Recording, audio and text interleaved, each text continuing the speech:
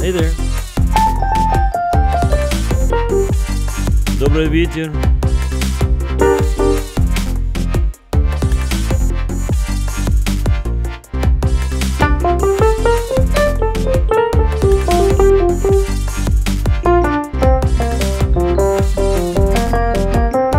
Jak dela,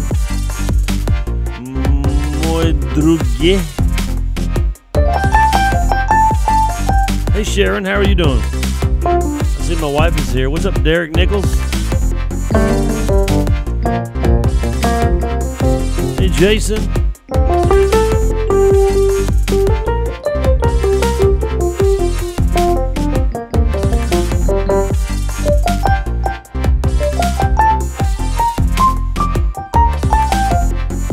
It's Monday morning, guys. How you guys are doing?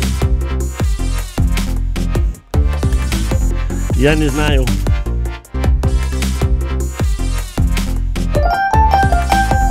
Hey Sandra, how are you doing?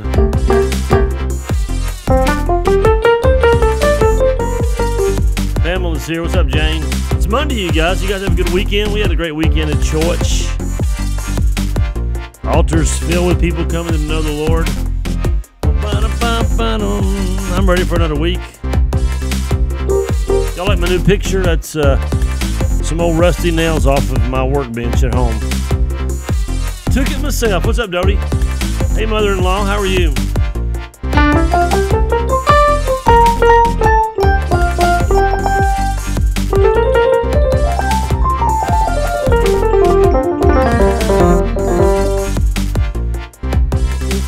I'm doing good. It's nice and cool here today. Got down to 50 last night.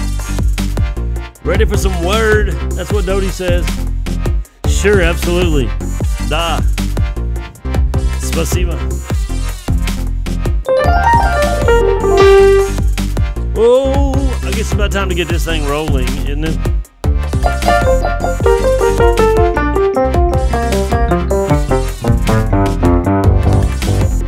Okay, here we go. Enough carrying on. Time to get down to some business.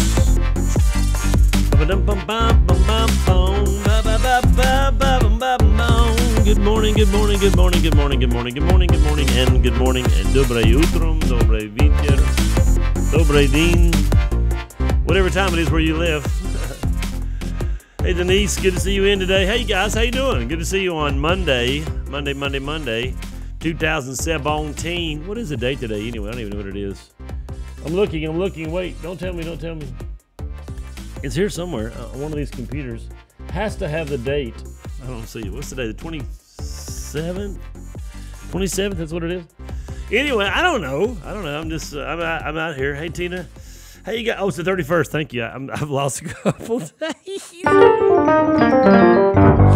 Hope you guys had a good weekend. We had a great time here at church. Just, I don't know, man. You know, anytime somebody comes to know the Lord, it's so valuable.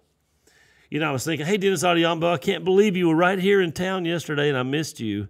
You could have given me a heads up and said, hey, I'm coming through. I'll be there about 3 or something. My buddy from Kenya. Hi, buddy. Anyway, good to see you on the show. And we're talking this weekend about the second coming of Christ. We're going to talk about today and maybe the whole week. I'm not really sure. But just, you know, just a great time coming. Anytime somebody comes to know the Lord, that's the most important thing. And I was thinking this week, or actually last night, about, okay, what is the gospel? Here, what is the gospel? If I could just like sort of wrap it up in a couple words, what is the gospel? 49 in Princeton. Yeah, it's cool. What is the last day of July, silly? Tomorrow's August 1st. I know, I'm crazy. I've lost track. What is the gospel? Here's what the gospel is. The gospel is, here's very basic. The gospel is us coming to know Christ, walking in obedience, and encouraging other people to come and know Christ. That's the gospel right there. Us coming to know Christ, then walking in obedience, and encouraging other people to know Christ. That's what the gospel is. Pretty simple. So anytime someone comes to know Christ, you know, the Bible says all the angels in heaven rejoice when one soul is saved. So they had some rejoicing yesterday, at least on our part anyway. A lot of guys from Job Corps came down, and a new couple in our church, the lady came and Just, God just moving them. Hey, Laura, how are you doing? God just moving in people's life. Hey, Danny Lovell, what's up? So let's sing. I want to do an old. I mean, I'm talking about really old. Become Pictures of Men. Amen. This is like a really, really old. I like really old. And I just kind of soup it up a little bit, but it's, I like this groovy beat.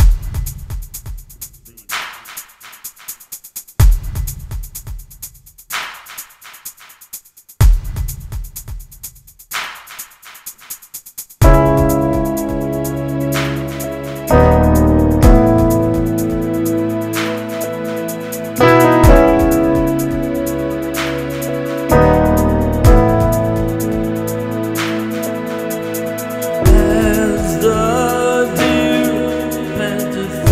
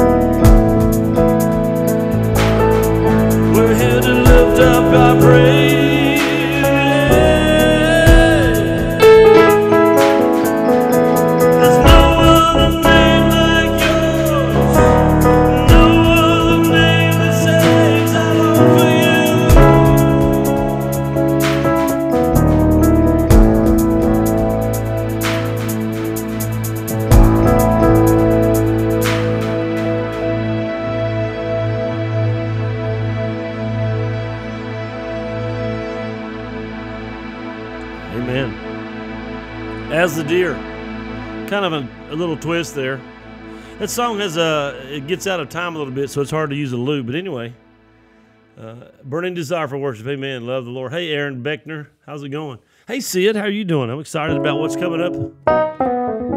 Sid and Tom. Tom's going to, his healing. If you don't know that, go look up Tom Renfro on the internet. He was healed of cancer 20 years ago. What a miracle. And there's video. I mean, it's unbelievable. 20 years this year, and they're going to be having John Kilpatrick and Perry Stone, Tommy Bates, and they're going to use our church because they're expecting some fairly large crowds, and we're blessed with a good-sized little building here. So how's everybody doing today? It's good to see you on the show. Hey, Crawford, Elaine, good to see you guys. And I missed you guys, didn't make it back on that Sunday. Sheila, how you guys doing? Thanks for the hearts over on Periscope. Hey, how many of you guys ever rode the school bus to school? I don't even know. They do that in other countries. You guys ride a school bus in other countries? I don't know if they do that. I guess they do. I'm sure they do, but I don't really know. I've always lived in America. And how many of you guys ever rode a school bus to school? We're going to talk this week about being ready.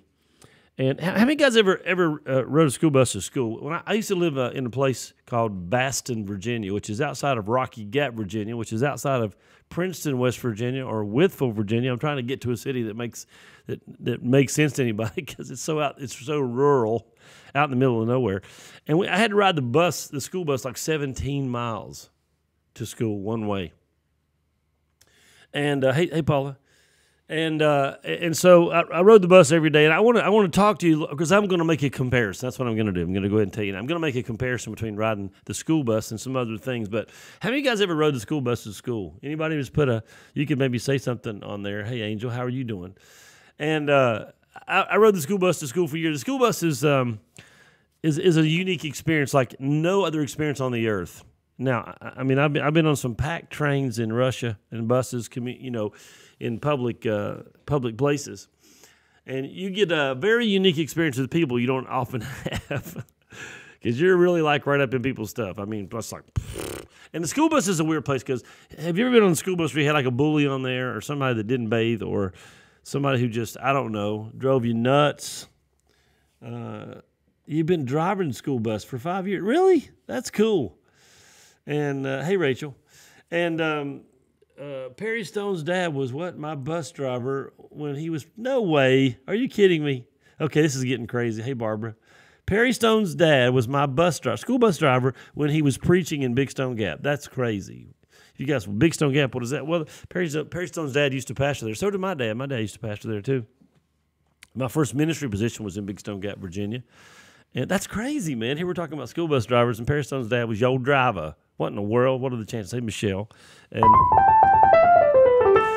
And so, you ride the school bus. I remember when I was living up there, we didn't have any good-looking girls. I said this yesterday to the church. It was all corn-fed farm girls. And just kidding. There was one girl down the road that was kind of cute. She was older than me, kind of. And so I kind of looked forward to her getting on the bus. But other than that, 17 miles of misery, I'm telling you. Riding the school bus 17 miles was 17 miles, something like this. And then if it's summertime, you're dying hot, wind is down, burning up. It's wintertime, you're freezing. I mean, I don't know. The school bus is a unique experience, but you've heard all the stories, huh? You hear them all. And let me just ask you this question. How's that baby, Rachel, by the way? How's that baby doing? Let me ask you this question. Have you ever missed the bus? That's what I want you to think about. Have you ever missed the bus? Have you ever missed the bus? Let me see if my remote's going to work. I don't think it is. I think the battery's dead in it. Oh, there it goes. Maybe it's going to work. Have you ever missed the bus at school? Have you ever I thought about this. Have you ever woken up and realized, you come to that moment where you realized, oh no, I missed the bus. I missed the bus. Oh no, I missed the bus. Have you ever had that feeling, that sinking, that sick feeling that you missed the bus? Like, you hear it pulling out or you hear the horn blow and there's no possible way. You're still in the bed with covers up over your head. You didn't make it. And I wrote down top 10 reasons why people miss the bus. These are my own reasons, so if they don't fit you, it's okay. He's doing great, growing like a weed. Well, man, putting that Miracle Grow on him. My bad. I don't know about that. That's probably not a good example. I'm just saying, Larry. Here's the top 10 reasons why people miss the bus. Number one, their alarm didn't go off. You know what I'm saying? Their alarm didn't go off. How many of you ever done that? You set your alarm or set it for PM instead of AM or something. Or maybe, I wrote this one down, maybe your mom didn't get you up. You know what I mean? Or do you guys have this experience when you were a kid growing up that your mom says she got you up? You got run over by the bus. Are you joking? Is that a joke, Tommy? You're not kidding. You're serious. You're not serious. You didn't get run over by the bus. Did you really? I knew there was something not right about you. Did you really get run over by a school bus? Please don't tell me. Please tell me it's not true. Anyway, okay, I'm sorry. I'm back. Top 10 reasons why people miss the school bus. Their alarm didn't go off, or their mom didn't get them up. And you ever had a situation, or maybe you have one of those kids where you go in and they talk to you everything, but they're really still asleep? I was one of those kids.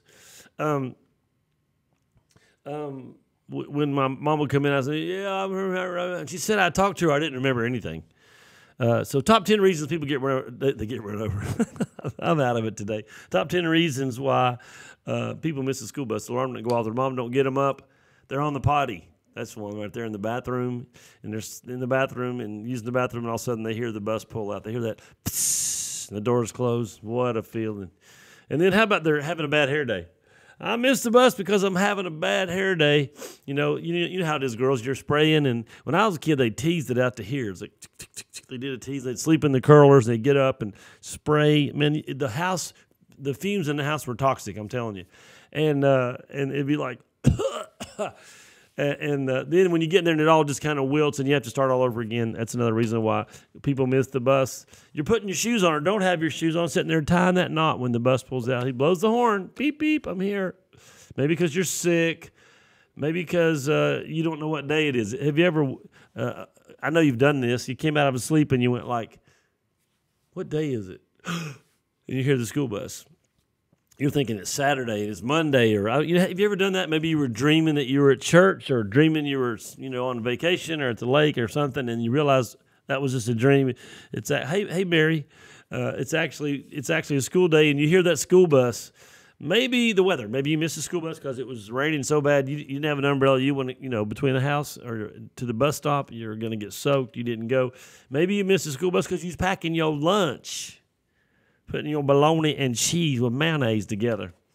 Or maybe you're getting dressed. I don't know. A lot of different reasons why people miss the bus, and I want to use that as an example because if you've ever ridden the bus, then you know what it's like to come to the realization that you have missed the bus. It is not a good feeling. It is not the kind of feeling you want to go for when you realize.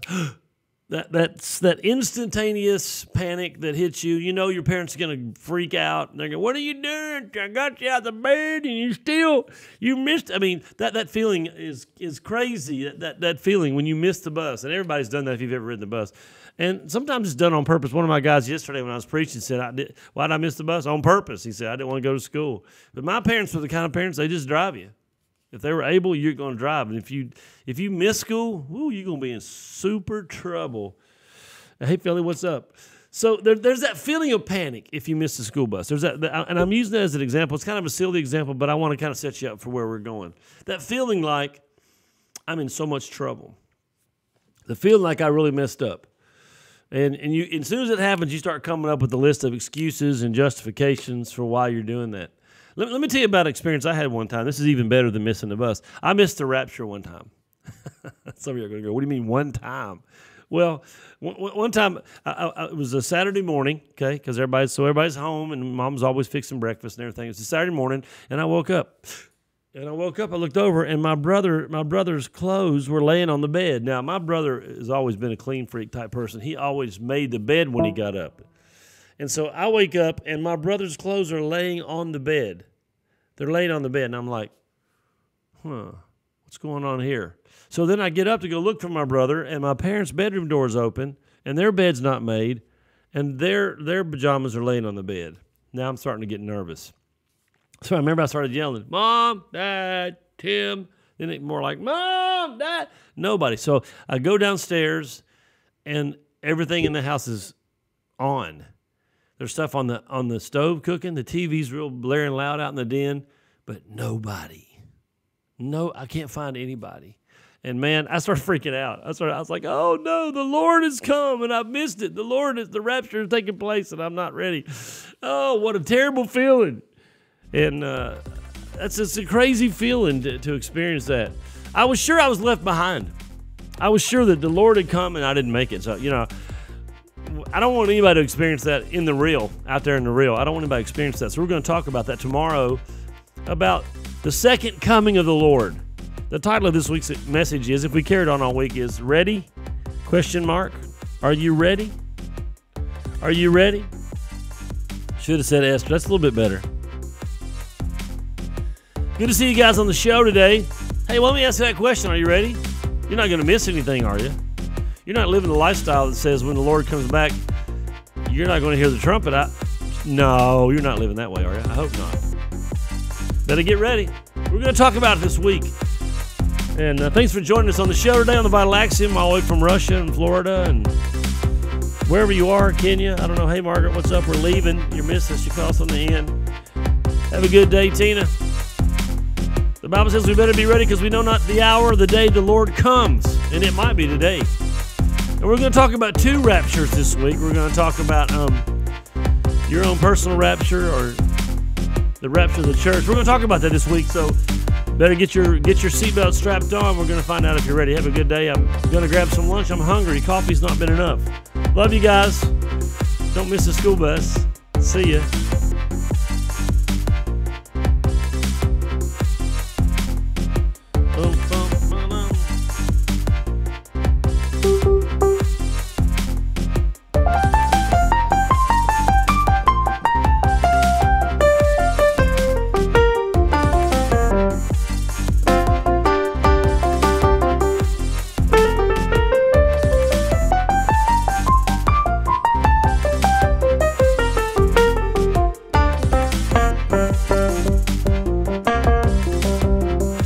Thank you guys so much.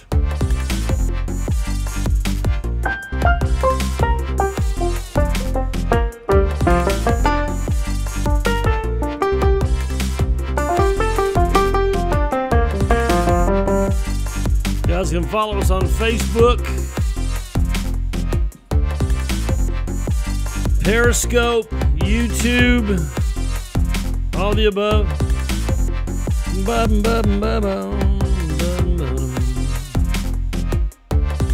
We're about to go. You guys have a blessed day.